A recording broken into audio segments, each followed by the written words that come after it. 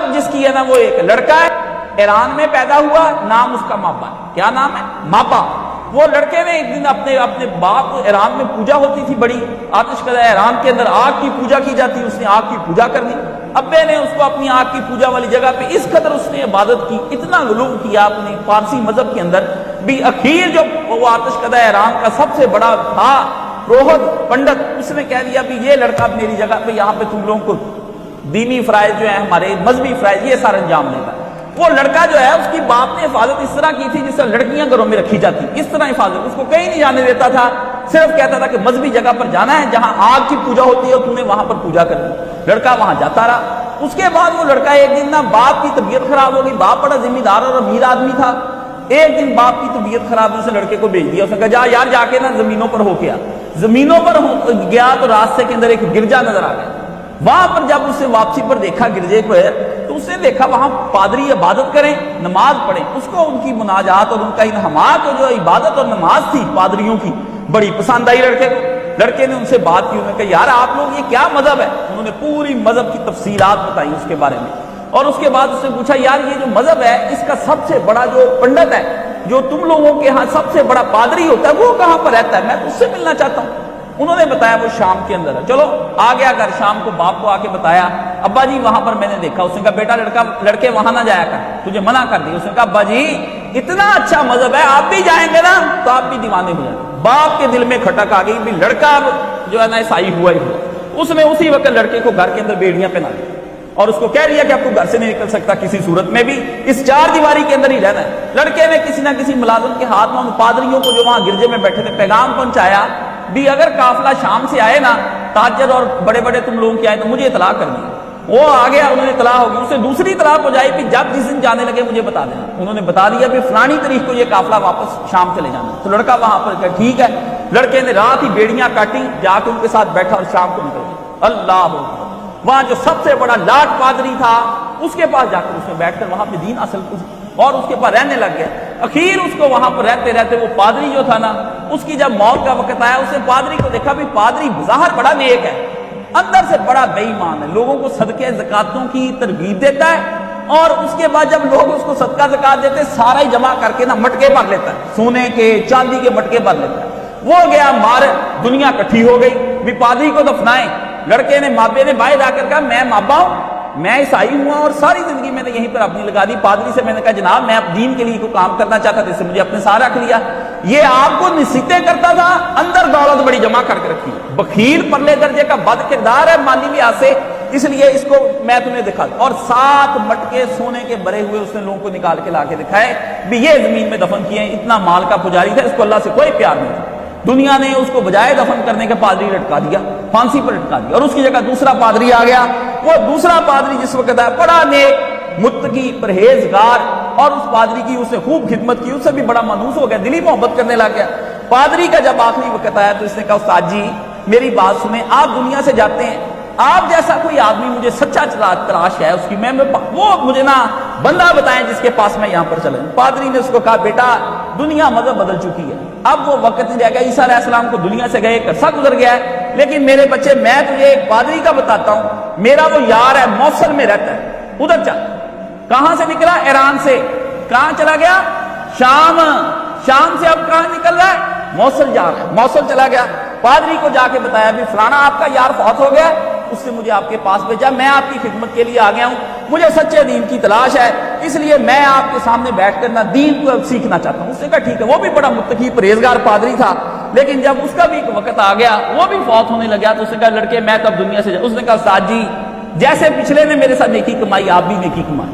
اس نے کہا لڑکے میرے جیسا تجھ کو ایک ملے گا، وہ نصیبین میں ہے، ہمارے یاروں میں سے ایک رہ گیا، نصیبین چل۔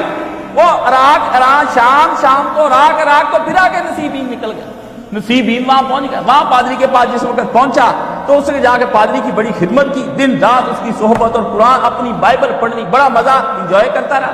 بس یہی استاد جی کے پاس بیٹھ گیا۔ نصیبین میں جب پادری کا وقت آیا، اس نے کہا استاد جی بتائیے اب کدھر جاؤں؟ اس نے کہا فلسطین، اموریا، وہاں نکل جا اموریا کے اندر، وہاں میرا ایک یار رہتا ہے، وہاں چلا گیا۔ بہت برے حالات ادھر ہو گئے، جا کے سارے رستے میں پھرتا پھرتا رہا، بھوک لگے پیاس لگے، دکھ اٹھاتا ہوا چلا گیا وہاں جا کے استاد جی کی خدمت کی، اور بعد میں استاد سے کہا استاد جی میں آپ کی بات اب یہ چاہتا ہوں کہ مجھے نا میں اپنا کچھ کما لیا کروں. استاد نے کہا یار تو تھوڑی بہت محنت کر لیا کر اور صبر شکر کر کے اپنی زندگی کا گزارا, کچھ بکریاں لے لے, محنت مزدوری کر کے بکریاں لے لی, دودھ پی لیتا, اس کا گزارا کر لیتا. وقت دیکھیں گزرتا جا رہا ہے اور وہ پادری بھی رہتا ہے, اخیر بوڑھا ہو گیا, پادری بھی مرنے لگا. تو پادری سے کہتا استاد جی اس آپ نے بھی نیکی کمائی, اب آخری وقت آپ مجھے کچھ بتائیں. پادری نے کہا لڑکے اب اس دنیا کے اندر کچھ نہیں رہ گیا, خیر کا کوئی شے اس دنیا کے اندر نہیں رہ گئی, لیکن ایک مجھے پتا چل گیا کہ ایک نبی آنا ہے عربوں کے اندر اور اس کا ظہور ہونے والا ہے, وقت قریب آ گیا. مجھ سے پہلے مجھے نظر نہیں, ابھی تک اس کی پہنچا نہیں.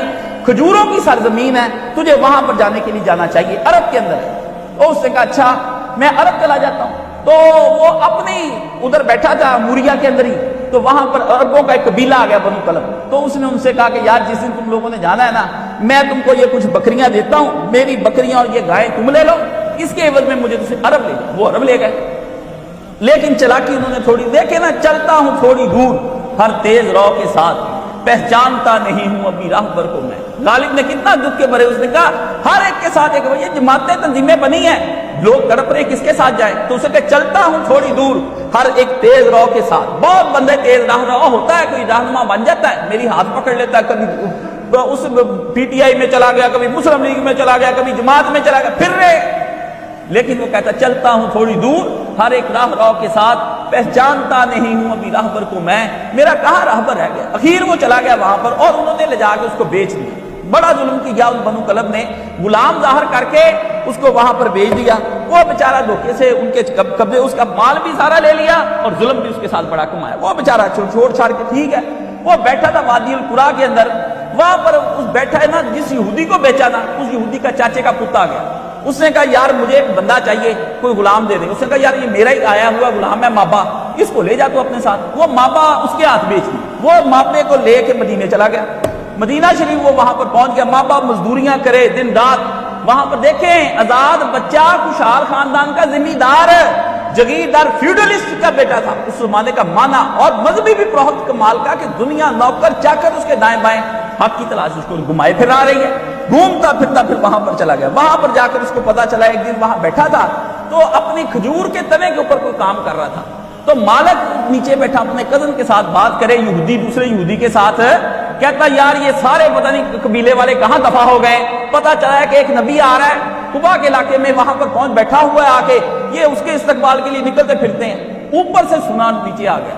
پوچھا اس مالک کو کہ جناب وہ کہاں پہ ہے. مارا مکہ. مالک نے کہا آرام سے کام کر, تجھے کیا ہماری باتیں سنتا ہے تو بیٹھ کر.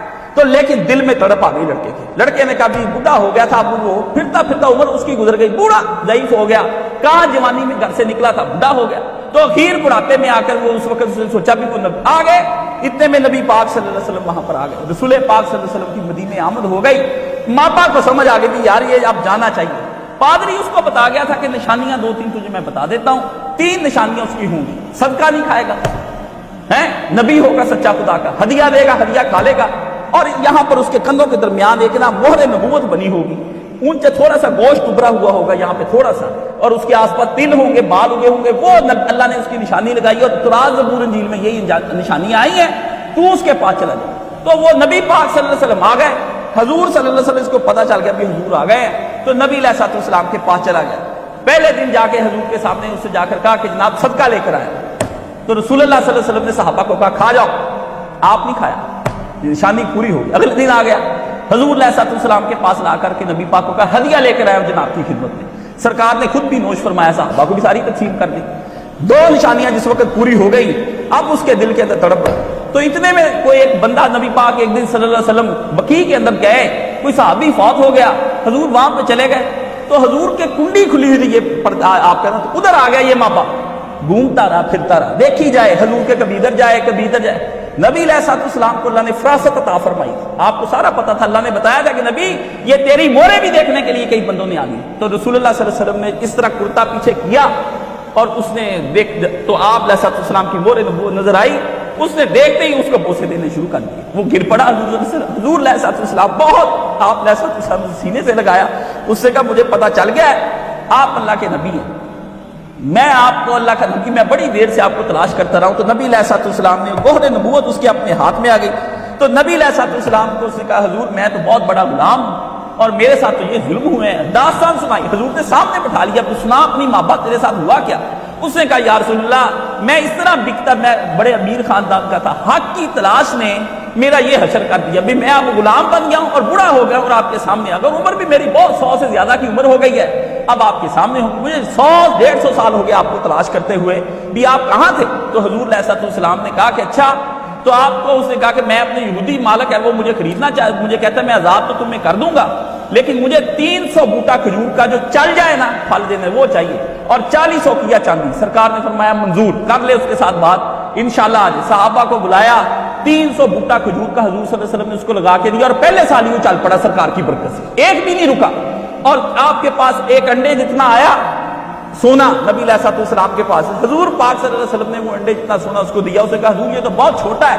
تو آپ نے فرمایا اس کو توڑ توڑ کے نا تکڑی میں ڈالی جائیں اور اس کے اوپر کپڑا ڈال دیں, اللہ پورا کر دے گا تیرا سر. وہ توڑ توڑ ڈالی جائے, وہ پورا ہو گیا سونا. وہ یہودی کب لایا انڈا تھا, وہ اتنا گیا کلو 2 کلو کے برابر یہ سارا ہو گیا. تو نبی علیہ السلام کے پاس آزاد ہو کے آ گیا, مسلمانوں نے نعرے لگائے, حضور کے سامنے آیا. تو پھر نبی پاک نے اس کا نام رکھا سلمان فارسی. سلمان فارسی حضور نے اس کا نام رکھا کہ فارس سے میرے لیے تلاش کرتا ہوں, مجھے وہاں سے جہاں پر آ گیا اور عمر فارسی سے پوری وہاں پر لگا دی. کتنا بڑھا ہو گیا نبی علیہ السلام. آج دنیا اس کو سلمان فارسی کے باغ سے کھجوریں لینے کے لیے جاتی ہے اور کہتی ہے سلمان فارسی کے باغ کی کھجوریں ہیں. جس بندے نے اسلام کے لیے اتنی بڑی قربانی دی ہو, ماں باپ کو چھوڑ گیا, بہن بھائیوں کو چھوڑ گیا, اور کوئی نہیں, اور نبی علیہ السلام کے ساتھ رہتے. حضور صلی اللہ علیہ وسلم نے اس کو کہا کہ سلمان, پھر غزوہ خندق جو ہوئی نا, خندق جس کا قرآن مجید میں سورہ احزاب کے اندر غزوہ خندق کھودنے کا مشورہ حضرت سلمان فارسی نے دیا. سارا عرب حملہ کرنے آ گیا. سلمان نے کہا یا رسول اللہ میں نے عراق میں جنگ ہوتی دیکھی ہے, اور اس وقت لوگ وہاں پہ دائیں بائیں خندق کھود دیتے, کافروں کے سامنے یہ پہلا طریقہ کار تھا. خندق کھود دی پورے شہر کے نزدیک. نبی علیہ السلام ادھر ہی حضور نے بشارتیں دی جب خندق کھلی. حضور نے فرمایا روم فتح, ایران فتح, فلانی شہر فتح, چابیاں حضور نے بیان فرمائی. تو مسلمان ادھر اس سلمان فارسی کی وجہ سے پورا مدینہ محفوظ ہو گیا. کیسا آدمی ہے جس کی وجہ سے اور جس کی مشورے کی وجہ سے نبی علیہ السلام نے یہ سارا کیا. اور بعد میں حضور علیہ السلام فوت, حضور نے جاتے وقت کہا, لوگوں نے کہا کہ یہ سلمان جو ہے ہماری طرف ہے, خندق کھودتے ہوئے کہیں, انصار کہیں ہمارا اور مہاجر کہیں ہمارا, وہ کہیں یہ ہماری طرف سے ہے, ہمارا ہے, مہاجروں میں شمار کیا جائے اس کو, وہ کہ نہیں انصار میں. مقابلہ پڑ گیا. سرکار وہاں سے گزرے, آپ نے فرمایا سلمان اہل بیت منا, سلمان میرے اہل بیت میں سے. بس